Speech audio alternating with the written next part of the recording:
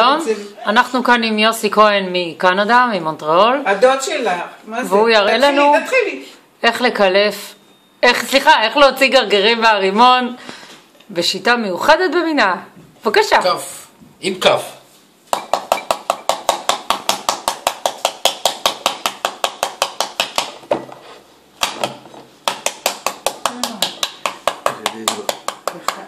פעם אתה עושה פחות מים, פחות...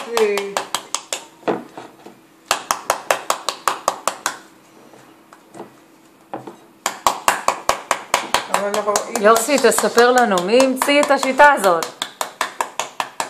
זו שיטה שהומצאה בשנות ה-20. לא, זה לא יכול להיות שזה בשנות ה-20, וגם רק עכשיו אנחנו יודעים... זו שיטה שגיסי לימד אותי, גיסי משה. מסעדן אגב, כן. גיסו. אח שלי שלא יחשבו אני. אמרתי גיסי. האח. תראה מה זה. תראה את ה... רגע. יפה מאוד, well done. אפילו גרגיר אחד לא נשאר.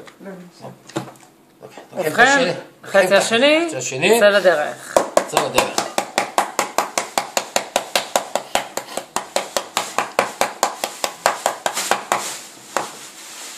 אתה יודע מה אומרים שרימון כזה יש בו 613 מצוות. כן. כמו תרי"ג מצוות. יש בו 613 מצוות או 613 גרגירים? איזה מצוות. יש תרי"ג מצוות. נראה לי אפילו שהוא גדול יש בו אותה כמות של גרגירים. כן, בגלל זה אמרתי לך, הגדולים האלה מוסכם.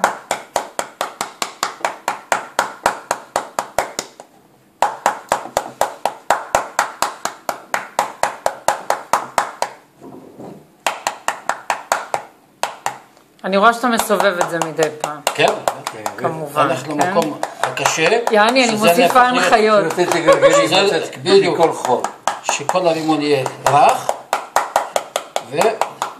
ושהרימון כולו רך מסביב. כאילו אולי, כאילו יותר גרגירים.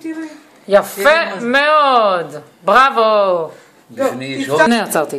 2 דקות, אני מעלה את זה עכשיו. כן, תגובות שנקבל.